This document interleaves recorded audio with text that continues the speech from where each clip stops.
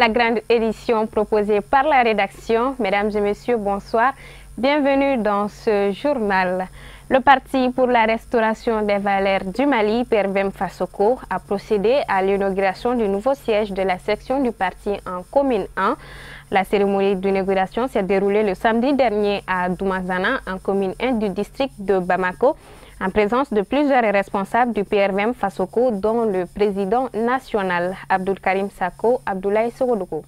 C'est le président national du Parti pour la restauration des valeurs du Mali, PRVM Fasoko, en personne, qui a coupé le ruban symbolique du nouveau siège du parti en commune 1 du district de Bamako, avec à ses côtés le chanteur Souleymane Diarra, dit Zikri Champion. Couplé à l'investiture de la section PRVM Fasoko en commune 1 et la célébration de l'anniversaire de la disparition du premier président du parti, fait Maître Hamidou Lahou Touré, l'inauguration de ce nouveau siège revêt une importance capitale pour les responsables du parti.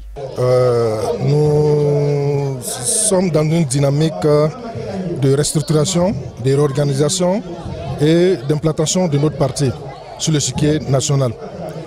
Étant militant en commune 1, nous avons voulu associer à cet événement d'inauguration de notre nouveau siège une cérémonie d'hommage à l'endroit du père fondateur de notre parti, Maître Hamidou Lahou Touré, paix à son âme, et aussi l'investiture du bureau de la nouvelle section que vous voyez.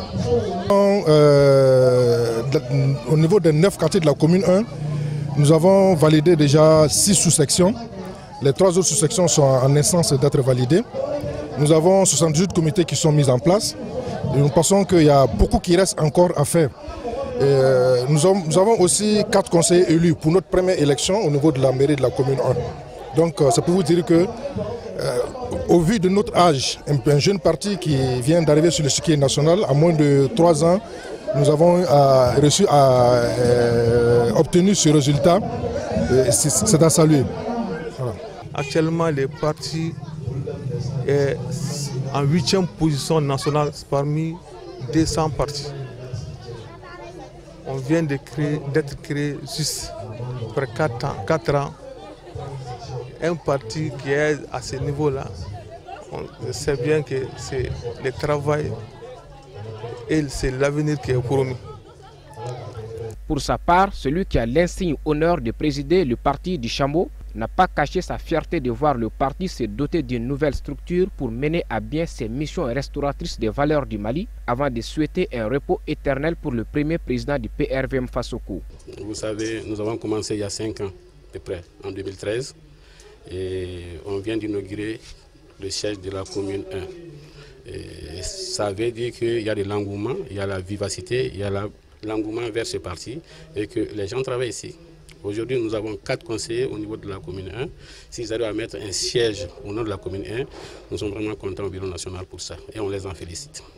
Il faut que les Maliens changent et pour changer, il va falloir que nous retournions à nos valeurs traditionnelles qui sont les Dambé, Danaya, Ladria. Ça se cultive, ce n'est pas un truc qu'on prend tout de suite, ça se cultive au fil des temps et nous pensons que nous arriverons à faire changer les Maliens pour nous restaurer nos vraies valeurs qui feront de nous des vrais Maliens et des vrais patriotes. M. Touré est un jeune, humble, digne, intègre et patriote.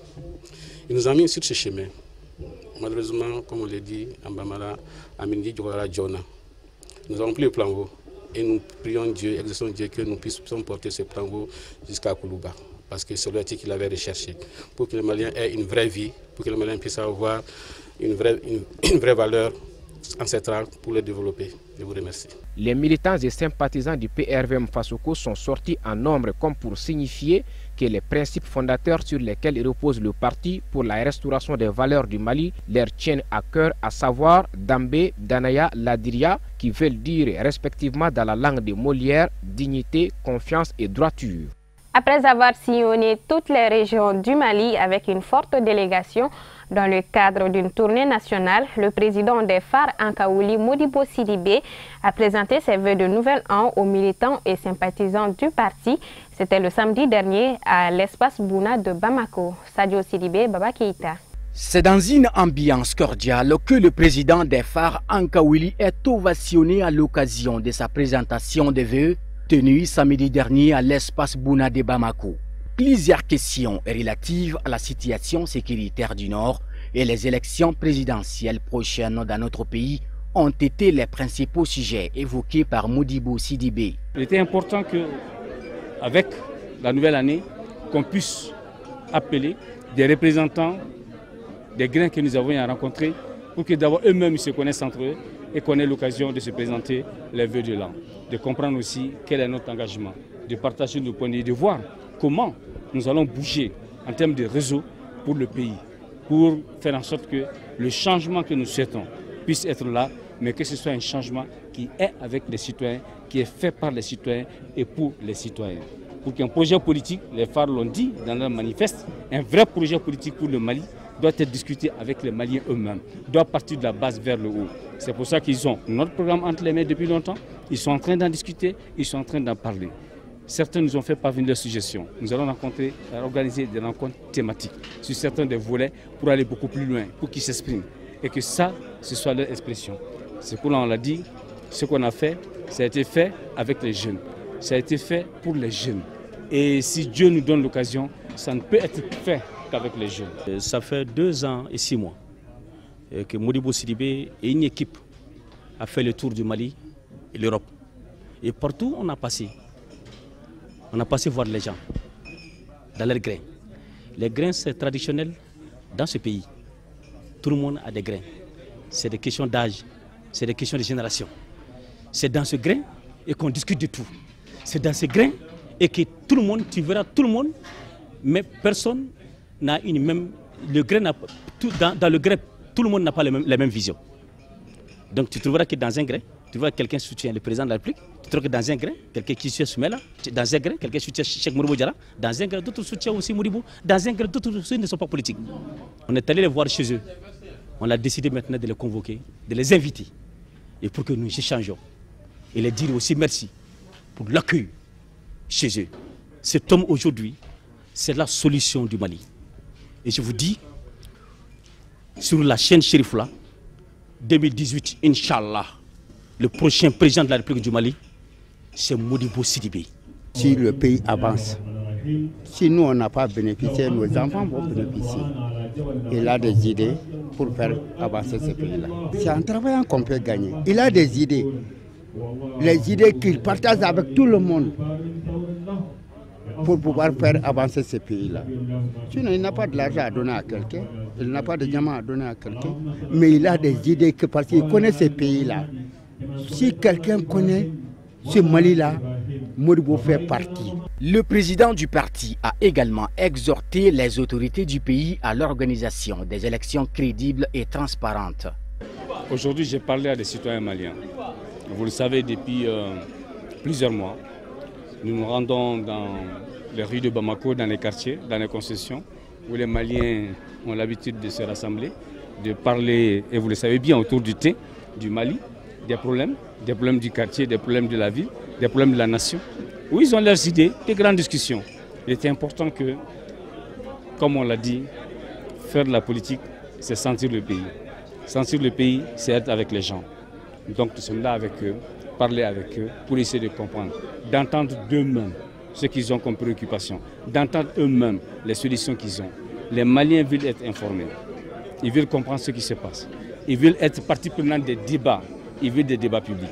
Donc il est important qu'on vienne à eux, qu'on discute avec eux. On apprend beaucoup avec eux sur ce que pourrait être la politique, sur ce que pourrait être le devenir du Mali, sur ce qui pourrait être la place de l'éducation, la place des jeunes, la question de l'emploi, simplement la question de l'avenir du Mali. Et ça, je vous dis, c'est un enrichissement extraordinaire. Le président du mouvement pour l'Union des Maliens, Cheikh Harouna Sankaré, a fait un important don de riz et des enveloppes de 10 millions de francs CFA destinées à l'association Kadidjatoul Kouboura et aux marabouts prêcheurs de la mosquée de Sogoninko, Amadou Diallo, Samba Traoré.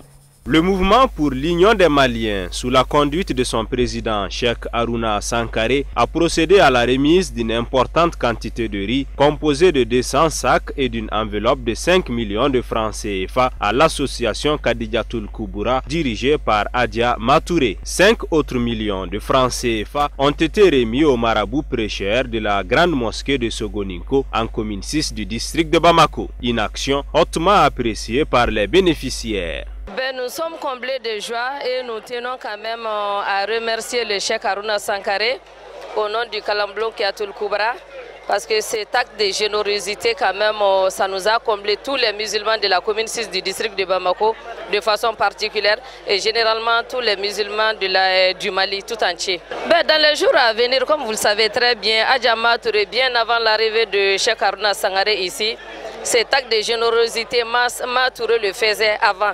Même pas plus loin qu'il y a un mois de cela, Touré a fait don de 2 tonnes de riz ici dans cette même mosquée ici, avec les prix de condiments à l'appui.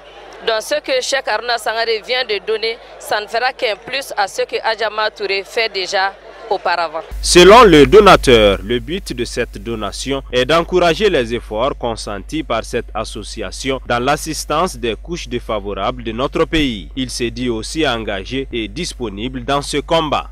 Nous rendons grâce à Allah qui nous a permis d'être ici ce soir. En fait, hier, on était invité par notre maman, Haja Matouré. Quiconque parle de Matouré aujourd'hui parle donc d'une femme pieuse qui vient en aide aux plus démunis. Matouré est une femme qui est toujours venir au secours des personnes les plus démunies. Nous avons notre mouvement qui s'appelle le Mouvement pour l'Union des Maliens. Notre mouvement est un mouvement apolitique et un mouvement humanitaire.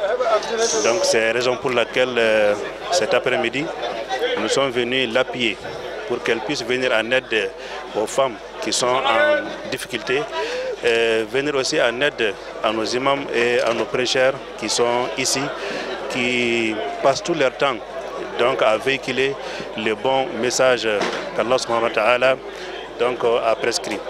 Pour un rappel, le mouvement pour l'Union des Maliens n'est pas à sa première initiative et entend poursuivre ce genre d'action pour répondre aux besoins réels des populations en nécessité. La maison de la presse de Bamako a abrité le mercredi 7 février la conférence de presse de la plateforme Debout sur les remparts Wulikadjo Toumassira. Objectif, soutenir toutes les initiatives pouvant aider les femmes dans l'accomplissement de leur mission régalienne. Amadou Kamara, Baba Keita. Notre combat sera l'unité.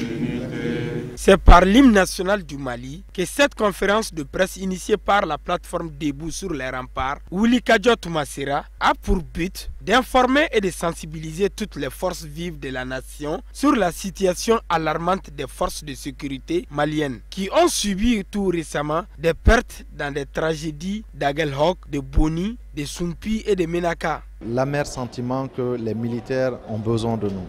Les militaires ont besoin de nous parce que depuis plusieurs années, on assiste à des crimes qui sont commis contre eux. À titre d'exemple, juste pour cette année 2018, en un mois, nous avons aujourd'hui une trentaine de militaires qui sont tombés sur le champ de l'honneur, une centaine de vies humaines perdues. Tout ça parce que l'armée nationale qui a cette fonction régalienne d'assurer notre sécurité n'arrive pas à faire son travail. Donc il y a une dégringolade totale de leur morale et ils ont besoin aujourd'hui qu'ils sentent que le peuple pour lequel elle est en train de se battre, que ce peuple est derrière elle. Créée dans le seul but d'aider et de soutenir les forces de défense et de sécurité maliennes, cette plateforme entend mener des actions concrètes dans les jours à venir pouvant permettre à notre pays de retrouver la plénitude de son intégrité territoriale et sa cohésion sociale. Qui dit rempart dit protection. Nous sommes là aujourd'hui pour protéger notre armée, pour protéger notre pays contre les agressions récurrentes dont elle est objet, et c'est là depuis 2012. Malgré tout, on voit que les efforts sont insuffisants. La crise s'accentue davantage. Et également, ce n'est plus le nord, ce n'est plus Kidal, Tombouctou et Gao. Ce n'est même plus le centre du Mali, qui est Mopti. C'est aujourd'hui la région de Ségou, c'est encore aujourd'hui la région de Koulikoro. On voit notre pays comme un bateau qui n'est pas loin de couler. Donc c'est pourquoi nous avons décidé, en tant que force populaire, en tant que force vive, il y a les partis politiques là-dedans, il y a les membres de la société civile, les jeunes, les leaders d'opinion, qui se sont donné la main pour répondre à l'appel du Mali. Pour la plateforme Debout sur les remparts Wulikadjo Toumassira, le travail de mémoire et la célébration de ceux qui perdent la vie pour la patrie sont des vertus de notre société. Les familles de ceux qui sont tombés sous le champ de l'honneur et de la dignité pour la sauvegarde de l'intégrité de notre pays vivent dans des conditions exécrables. Il est temps que tout cela change. Il faut rectifier le tir. Nous avons aujourd'hui, plus que jamais, besoin de rehausser le moral de nos troupes pour leur insuffler ce surcroît de fierté et de bravoure.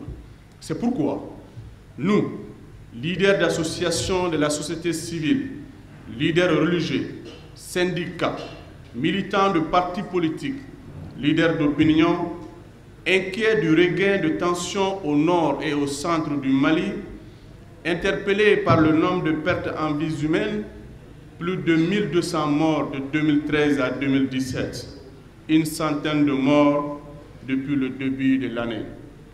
A signaler que la conférence de presse a permis aux responsables de la dite plateforme de dresser le bilan sombre des récentes attaques contre les FAMA et invite le gouvernement à plus de responsabilités. Rappelons que la plateforme Debout sur les remparts Wulikadjo Toumassira tiendra son tout premier meeting le samedi prochain à l'esplanade de la Bourse du Travail.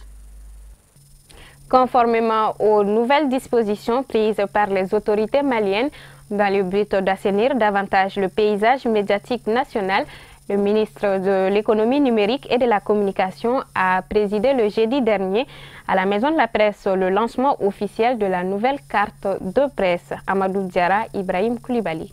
C'est quasiment tout le gratin de la presse nationale qui s'est retrouvé à la Maison de la Presse pour le lancement de cette nouvelle carte de presse plus fiable et plus sécurisée avec un code barre. L'ancienne carte de presse, qui reste encore en cours de validité pendant les 6 prochains mois, était jugée obsolète et facile à obtenir par certaines personnes n'ayant rien à voir avec la profession. C'est donc une innovation dans la confection des nouvelles cartes de presse en vue de garantir à l'ensemble des journalistes maliens un document authentique pour plus de professionnalisme. La mise à disposition de ce document pour les journalistes est le fruit de la volonté des hautes autorités et des hommes de médias que vous êtes de contribuer davantage à l'assainissement et à la professionnalisation du paysage médiatique national. La carte de presse aura une durée de validité de 3 ans et sa délivrance est gratuite. Cela est un vœu du président de la République que pour les 3 premières années, nous allons vous délivrer cette carte à échéance gratuitement. Toutefois, en cas de renouvellement à l'initiative de son détenteur ou d'autres raisons, le détenteur est soumis au paiement de la somme de 20 000 francs CFA contre quittance du Trésor public. J'avoue que ce montant est convenu par les membres de la commission dans laquelle vous-même vous êtes majoritaire. C'est le lieu de souligner que conformément au texte, une commission de la carte de presse a été effectivement mise en place, regroupant le département de tutelle et vous-même. Cette commission a en charge d'étudier et de statuer sur toutes les demandes. Le postulant doit donc fournir un certain nombre d'informations, des documents souhaités, instituant la carte et une demande adressée à la commission. La commission chargée d'examiner les demandes en vue de délivrer le précieux document est composée de 8 membres, tous issus du secteur professionnel des médias. Elle a la lourde responsabilité de traiter avec rigueur et objectivité tous les dossiers afin d'offrir une base de données fiable et un répertoire exhaustif des journalistes maliens. Nous, on a anticipé. On a anticipé comment? Je ne sais pas si vous vous souvenez, depuis le mois de fin novembre-décembre, on avait lancé l'avis pour que ceux qui sont intéressés par la nouvelle carte de presse puissent fournir les dossiers. On avait donné les pièces à fournir. Donc nous, on a fait cette collecte en amont. Aujourd'hui, on a plus d'une centaine de dossiers à notre niveau qu'on est en train d'étudier. Pour les besoins de lancement, on a étudié juste quelques dossiers qu'on a soumis au ministre. Et parmi ces dossiers, on a extrait 3 dossiers. Voilà, et ce sont ces 3 journalistes qui ont été enrôlés tout à l'heure. Donc la procédure est très simple. Quand vous déposez votre dossier au niveau de la commission carte de presse, elle se réunit automatiquement. Et la commission, encore une fois, je rappelle, est composée quand même d'organisations professionnelles de journalisme, il y a les structures, il y a même les syndicats. Et les choix sont faits à leur niveau. Le ministère n'a aucun droit de regard là-dedans. En guise d'illustration, 3 journalistes ont été choisis pour un enrôlement afin d'obtenir séance tenante leur toute nouvelle carte de presse. Il s'agit d'un des doyens de la profession, Mamadou Kaloga, d'Aminata Sanogo de l'organe Inter Bamako et du jeune Abdourahmane Touré de l'Essor. Le ministre Touré a été lui-même témoin de la délivrance de ses premières cartes, d'où sa satisfaction. Pour assainir et professionnaliser ce secteur médiatique, et c'est ce qu'on a dit dès le départ. Il faut qu'aujourd'hui on sache qui est journaliste. Tout le monde ne doit pas détenir cette carte. On doit délivrer la carte qu'à ceux qui sont journalistes. En cas de faute grave, elle sera suspendue ou retirée.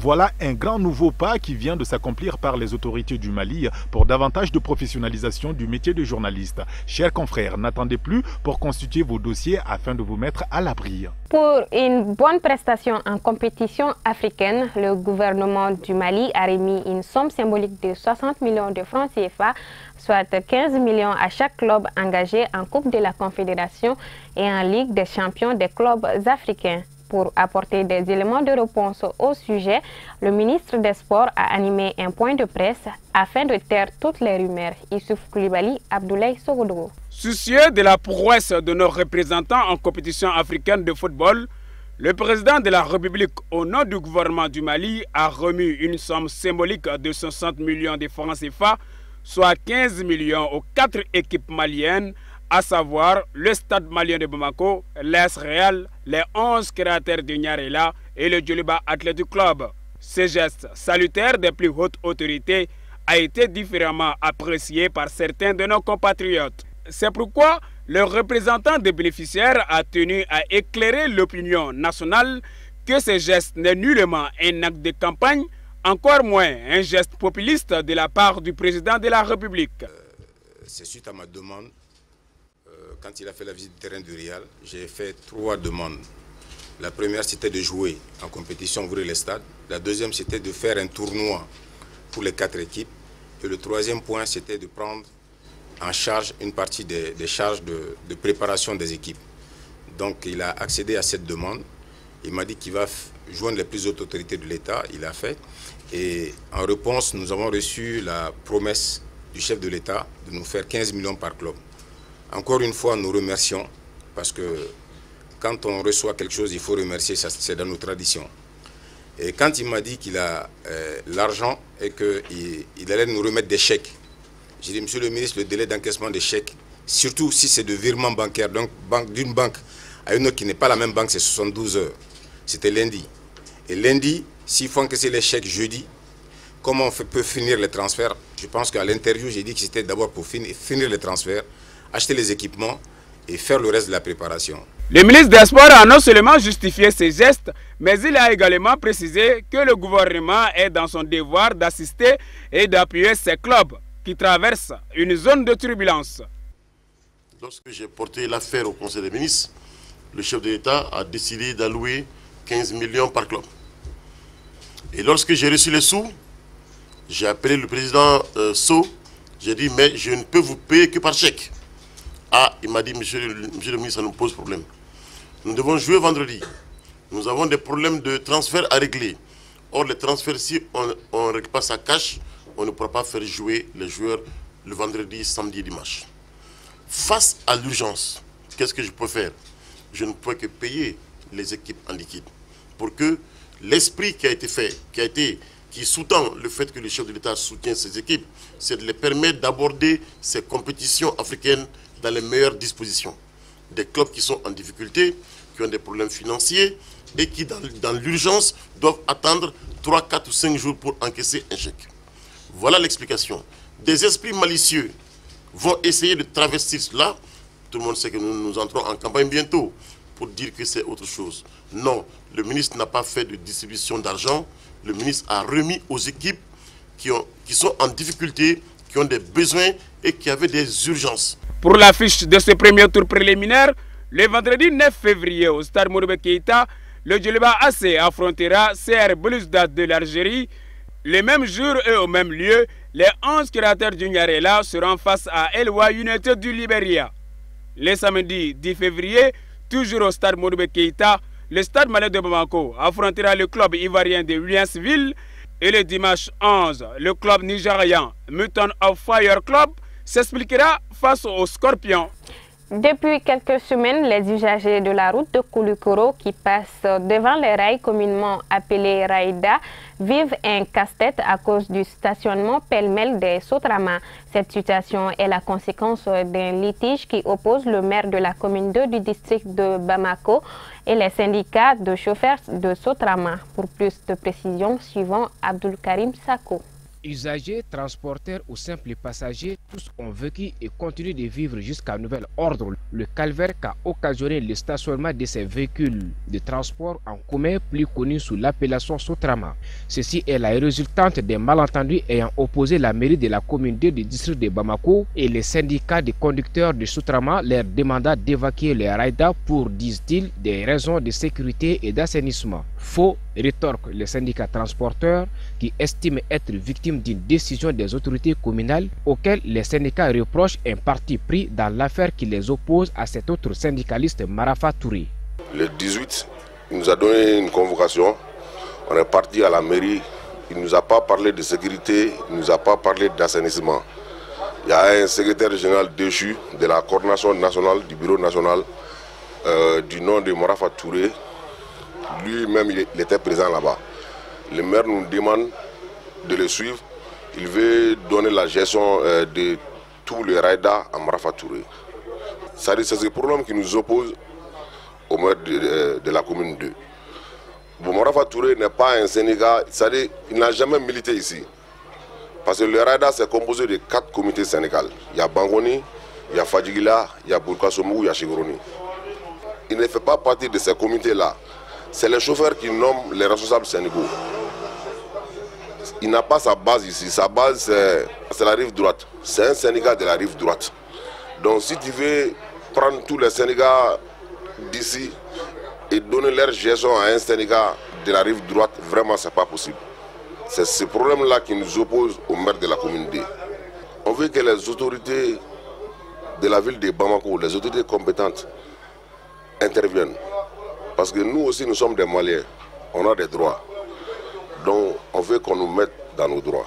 Pour sa part, la mairie dit être intervenue suite à un désaccord entre les syndicats antagonistes et c'est après plusieurs tentatives de réconciliation. Étant soucieux de la sécurité et de la quiétude de ces populations, elle a donc fait valoir son autorité.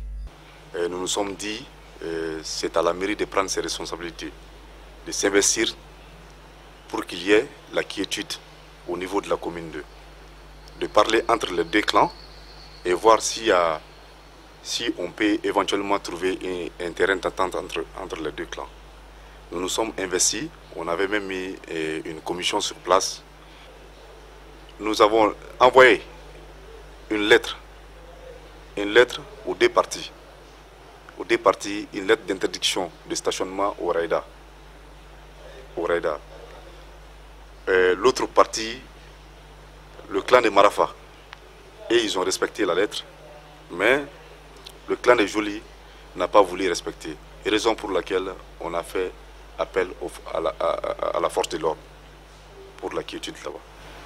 Nous, ce que nous appliquons, ça c'est les lois de la commune qui régissent sur tout l'ensemble de la commune. Parce que le Raïda même, ce n'est pas un lieu de stationnement. C'est prévu pour le transit seulement. Et ça ne devrait même pas dépasser 5 Sotrama. Et là où nous sommes, le Mali a besoin de la paix. Le Mali a besoin de la réconciliation. Il faut qu'ils viennent s'asseoir et discuter entre eux. Parce que nous sommes tous les mêmes. On doit se donner la main pour surmonter la crise. En attendant le dénouement de cette situation peu envieuse, les Bamako n'ont qu'à prendre leur mal en patience. Voilà, c'est ce qui met fin à cette édition. Merci de l'avoir suivi. Excellente suite de programmes sur Cherif La Télévision. Bonsoir à tous.